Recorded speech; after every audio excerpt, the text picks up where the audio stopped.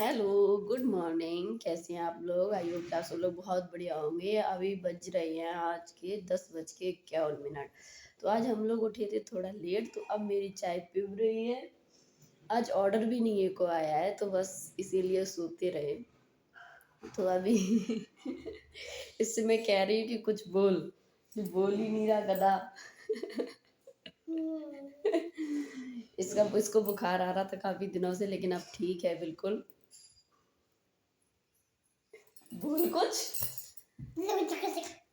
ले, जे बोल दिया। चलो बाय बाय भैया, मैं जा रही हूँ अपनी किचन में करूँगी काफ़ी सारा काम, क्योंकि आज मेरे ऑर्डर, आज ट्रेन के ऑर्डर तो सुबह आए ही नहीं है। आप देखो, अब आए शायद 11 बजे वाली। ओके बाय बाय बहू। Bye bye.